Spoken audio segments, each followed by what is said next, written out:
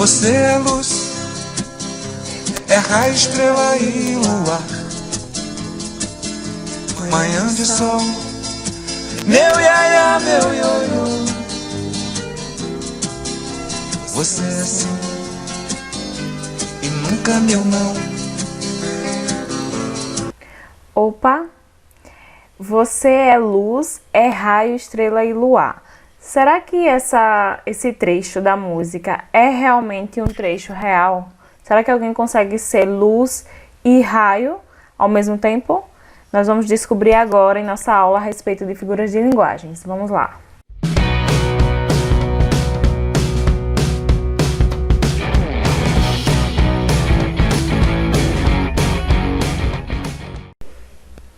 Oi pessoal, bem-vindos a mais uma aula.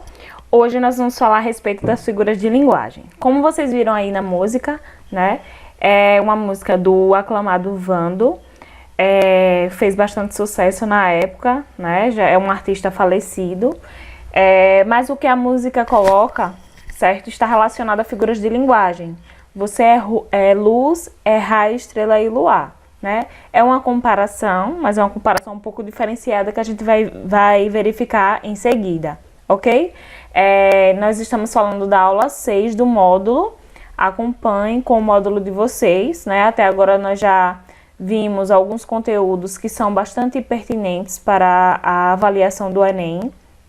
São conteúdos cobrados corriqueiramente e as figuras de linguagem, elas são aí cobradas principalmente relacionadas ao texto literário, né?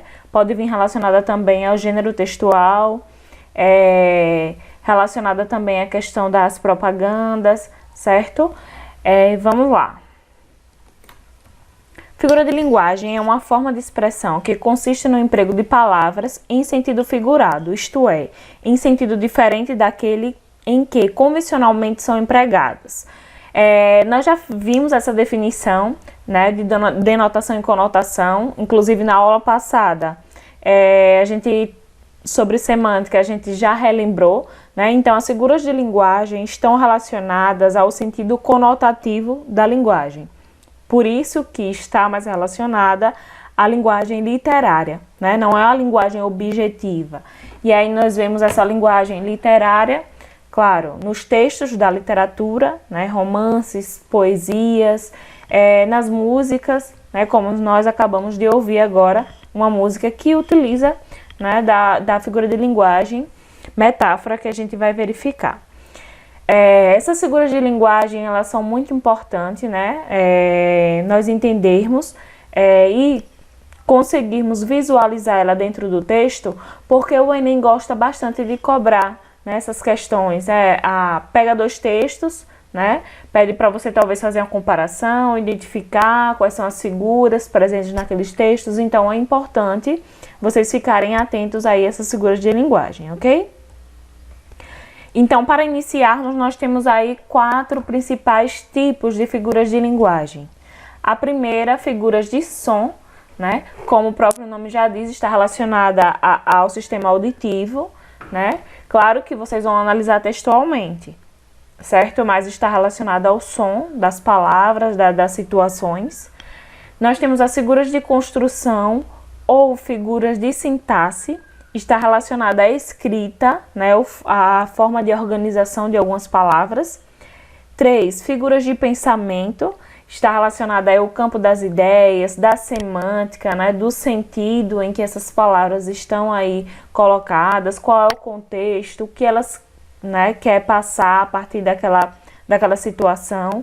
E, por fim, nós temos as figuras de palavras, certo? Que, como o próprio nome já diz, está relacionada a palavras, certo? A escrita, como as palavras elas serão organizadas dentro do contexto e o que elas irão significar. Então, esses 4 tipos são os tipos das figuras de linguagem, certo? E nós vamos ver um pouquinho de cada tipo agora.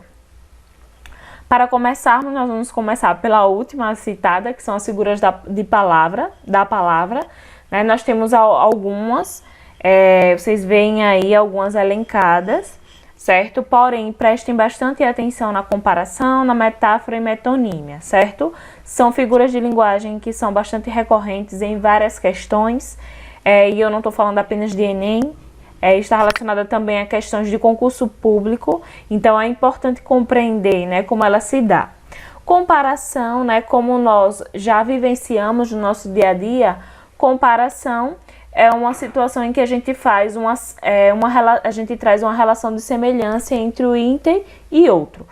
A diferença é que nós, na comparação, utilizamos os conectivos, certo? Então, a definição aí, ó, comparação de dois elementos com uso de conjunções comparativas, destacando uma qualidade que seja comum a ambos. Exemplo, João entrou em casa como um foguete. Então, é uma comparação, né, muito simples de identificar. É uma figura de linguagem que nós utilizamos o tempo inteiro no nosso dia a dia. Então, por isso que ela é muito fácil de compreendermos. Em seguida, nós temos a metáfora, que também não deixa de estabelecer uma relação de semelhança. A diferença é que a metáfora não utiliza conectivos, não vai utilizar as conjunções. Essa relação de semelhança ela fica subentendida, né? Então vai depender muito do contexto, ela digamos assim, dificulta um pouco mais, né, o entendimento, mas é também uma relação de semelhança, traz, né, essa ideia de semelhança. É importante vocês se atentarem para a leitura, né? Porque o Enem, o formato de provas que nós temos hoje estão relacionados a textos e não a frases soltas, como é o caso aqui, né? Eles pegam textos e aí dentro do texto vocês vão ter que identificar a metáfora ou o que ela quer, né, passar para o leitor, certo? Então a definição de metáfora é que comparação sem uso de conjunções comparativas, né, o oposto da comparação em si, de dois elementos que têm uma qualidade em comum. Sua beleza é um colírio para meus olhos. Você é luz, você é raio, estrela e luar, como nós vimos aqui na música que acabamos de ouvir. A letra da música é carregada da figura da palavra metáfora, certo? Então, há comparações, né, mesmo que subentendidas. Então, não utiliza o conectivo, mas faz sim comparação, né, traz uma relação de semelhança entre os termos, ok? A metonímia é uma figura de linguagem que já tem um nomezinho um pouco diferenciado, né, que sai do dia a dia, mas nós utilizamos muito. Constantemente nós estamos utilizando a metonímia, né? Então, é a substituição do significado de uma palavra pelo significado de outra, com a qual tem alguma relação. Marquinhos bebeu um copo de guaraná e comeu um prato de macarrão. Claro que a gente não vai beber o copo em si e nem o prato, né? Então, a metonímia, ela é uma figura de linguagem que vai ajudar, né, ao falante da língua portuguesa a fazer algumas substituições de modo que fique, digamos assim, uma linguagem mais objetiva, né? Então, claro que aí é o continente, né, o copo, o conteúdo, claro, que é o que está dentro do copo. Então, o que foi consumido foi o conteúdo, né? Então, a metonímia, ela tem essa característica, né, de trazer mais objetividade. Algumas palavras também que nós utilizamos no dia a dia, né, que se convencionou,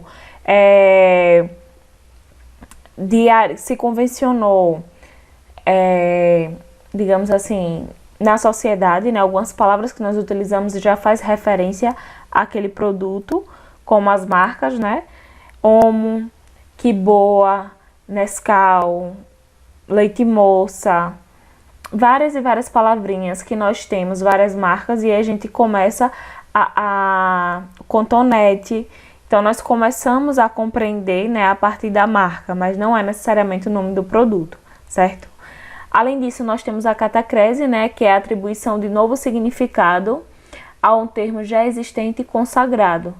Os alunos embarcaram no ônibus, né? Embarcar está relacionada mais a barco, mas é uma situação que a gente compreende de entrar em algum lugar para fazer alguma viagem, algum transporte.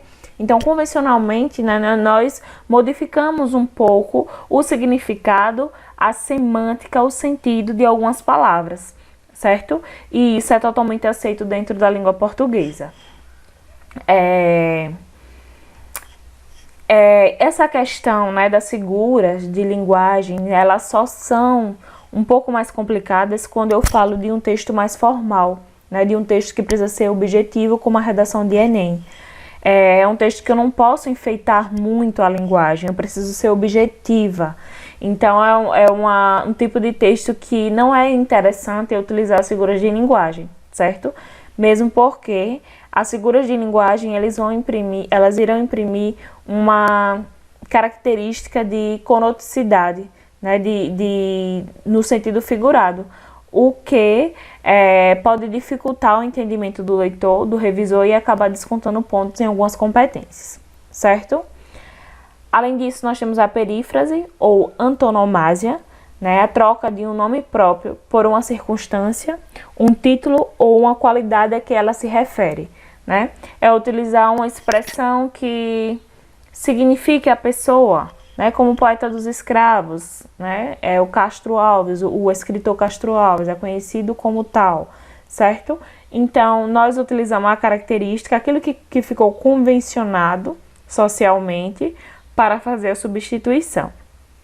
Além disso, nós temos a sinestesia, né? A sinestesia está relacionada a sensações, certo? Mistura de sensações percebidas por diferentes sentidos numa mesma frase ou expressão. O cheiro quente do café, né? É claro que ele não está sentindo o cheiro quente, né? Mas são as sensações, né? Algumas situações que promovem isso no interlocutor, né? E aí é um trechinho de Luiz de Azevedo, claro que dentro de algumas obras dele, uma das obras dele, consequentemente, texto literário, certo? Então, nós temos essas figuras da palavra, destaco aqui a comparação, a metáfora e metonímia, que são muito importantes aí dentro das figuras de linguagem. Em seguida, nós temos as figuras de som, certo? A primeira sendo a aliteração, que é a repetição ordenada de mesmos sons consonantais, ou seja, a aliteração está relacionada a consoantes repetidas em uma frase, em uma oração, em um período. Por exemplo, esperando, parada, pregada, pedra e porto. Nós temos aí o P e o R sendo repetido, né? Então, é um recurso também utilizado principalmente nas poesias, né? Nessa questão da rima, da repetição, da sonoridade. Então, a aliteração é muito utilizada dentro desse tipo de texto. Além disso, nós temos a assonância, né? Assonância. Então, lembrem da repetição, né, ordenada de sons vocálicos, ou seja, de vogais idênticas. Aí, sou um mulato nato, no sentido lato, mulato, democrático do litoral.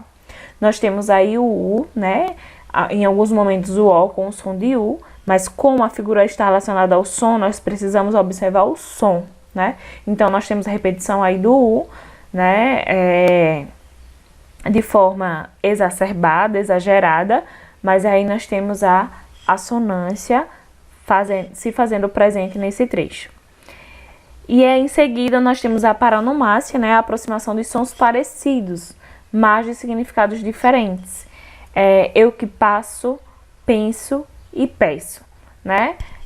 Nós temos aí a repetição dos sons de palavras similares, porém elas são palavras que contêm um significado totalmente diferentes, mas não deixa aí de ser uma figura de linguagem, ok? E por último, nós temos a onomatopeia, né? E que imita um som com um fonema, uma palavra, ruídos, gritos, canto de animais, som de natureza, barulho de máquinas, o timbre da voz humana. Então, fazem parte aí desse universo da onomatopeia, certo? E aí nós temos alguns exemplos, né? Que vocês podem visualizar. Alguns ruídos que nós fazemos, né, enquanto humanos. Esses ruídos também eles comunicam, certo?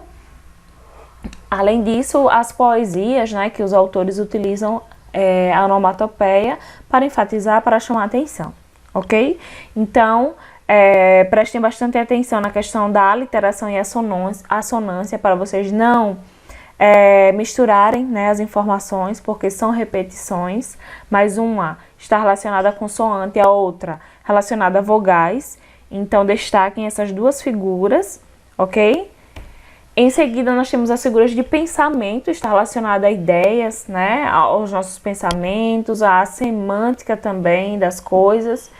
E aí nós temos a antítese, muito utilizada dentro das questões de Enem, né, o uso de duas ou mais palavras que apresentam sentidos opostos.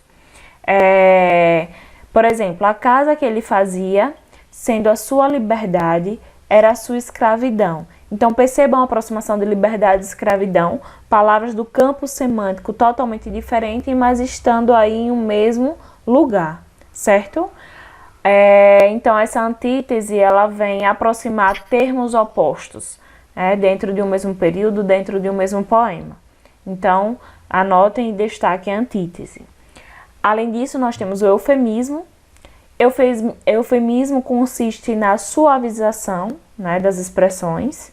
E aí temos abrandamento, suavização de palavras ou expressões duras, fortes e rudes. Por exemplo, eu vou dar uma notícia de alguma morte, então eu não quero causar tanto impacto, eu vou utilizar uma linguagem mais suave, né?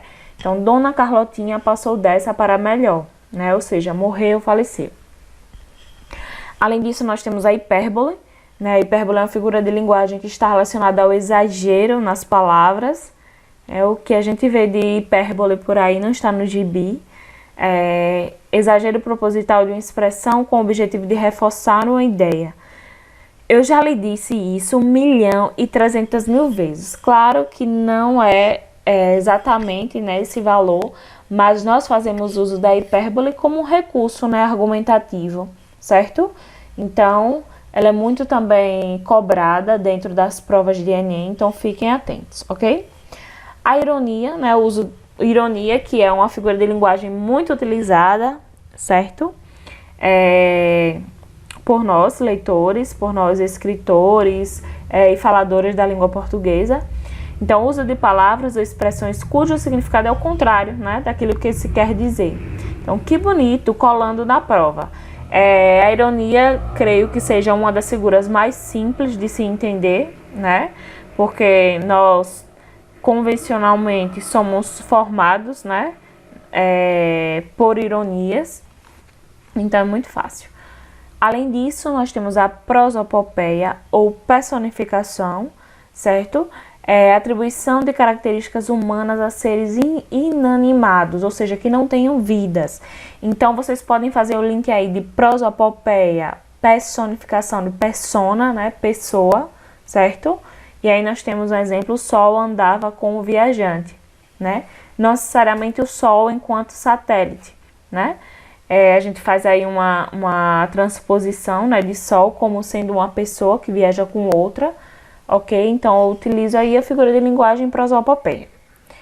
Apóstrofe, né, interpelação de alguém em meio ao discurso. Carlos, não desperdice a juventude desse jeito. Esse apóstrofe, ele é parecido com o vocativo dentro da gramática, né? Que evoca, que chama, que separa alguém para chamar a atenção, ok? Por último, nós temos a gradação, certo? É a disposição de ideias em ordem crescente ou decrescente. E foram virando peixes, virando conchas, virando seixos e virando areia, né? Todas essas figuras, elas também são muito utilizadas dentro do texto literário, mas podem vir também em outros tipos de textos. Por isso que é importante compreender o sentido que elas vão imprimir aí às construções textuais.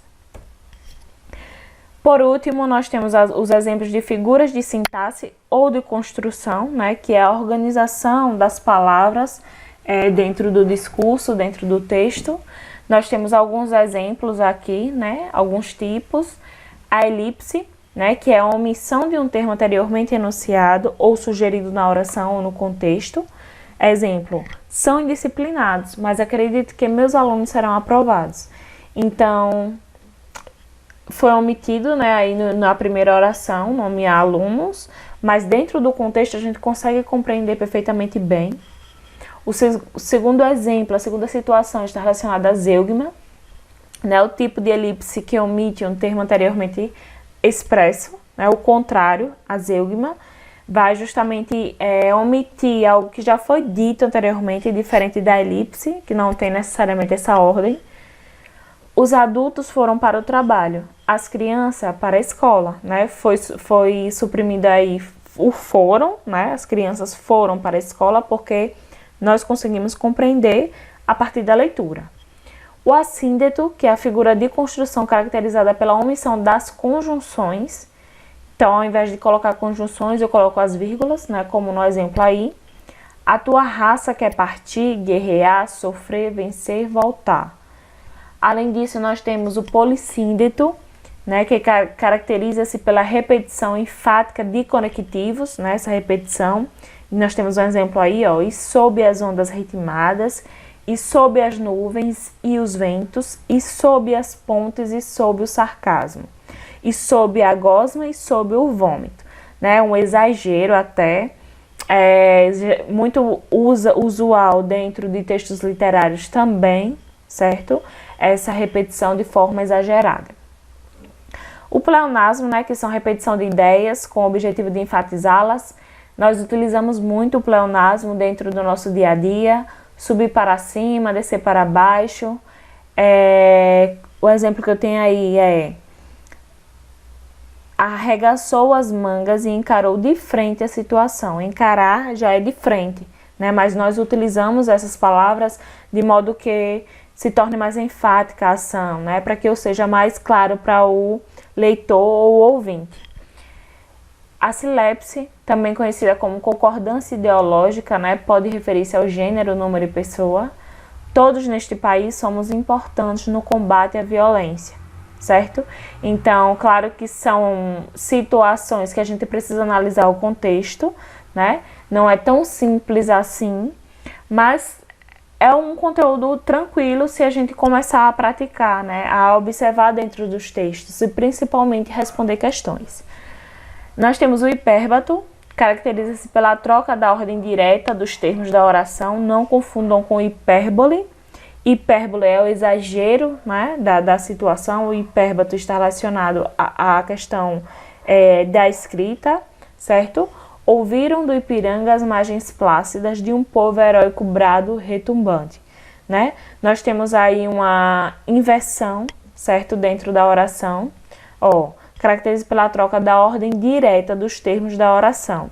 Qual seria a ordem direta? As margens plácidas ouviram do Ipiranga um brado do povo heróico. Então, é totalmente diferente, né, quando a gente vai para a construção de um texto mais objetivo. A anáfora caracteriza-se pela repetição de uma mesma palavra ou expressão no início de frases ou em versos consecutivos. Era uma estrela tão alta, era uma estrela tão fria, era uma estrela sozinha, luzindo o fim do dia, né? Então, essa repetição aí de palavra, expressão no início ou em versos consecutivos, né, denotando conotando a repetição, às vezes até de forma desnecessária, mas o texto literário ele tem essa característica para enfatizar, para ser um pouco mais criativo ou enfeitar mesmo a linguagem. E aí nós vamos para questões, né? Temos duas questõezinhas aqui que estão lá no módulo de vocês, além de outras questões, né? Diz o seguinte: no trecho, dá um jeito de mudar o mínimo para continuar mandando o máximo. A figura de linguagem presente é chamada de... pessoal, vejam que nós temos duas palavras de campos semânticos diferentes, né? Eu falei para vocês que quando eu tenho essa aproximação, eu vou ter aí antítese, certo? Então, a alternativa correta é a alternativa E, né? O item apresenta a antítese, figura pela qual se opõe numa mesma frase duas palavras ou dois pensamentos de sentido contrários. Nós vamos para a segunda questão, que diz o seguinte: nos trechos, o pavão é um arco-íris de plumas, e de tudo que ele suscita e esplende e estremece e delira. Enquanto procedimento estilístico, temos, na primeiro exemplo, nós temos uma comparação, mas é uma comparação sem conectivo, então a gente já vai aí matar a charada, né? A alternativa correta é a alternativa A. E o polissíndeto, que é a figura de linguagem que tem essa característica de trazer essa repetição dos conectivos. Nós temos aí o izinho, né, o e, sendo repetido de forma exagerada em um pequeno trecho, ok? Então, o item apresenta a metáfora que consiste na designação de um objeto ou qualidade mediante uma palavra que designa outro objeto ou qualidade que tem com o primeiro uma relação de semelhança. Além disso, temos a repetição do conectivo, o que configura o polissíndeto, certo? Então, nós vamos ficar por aqui. Qualquer dúvida, eu estou à disposição. Não deixem de responder as questões, não deixem de fazer as atividades, de perguntar, para a gente não acumular muito conteúdo, ok? Qualquer dúvida, podem me procurar. Até mais!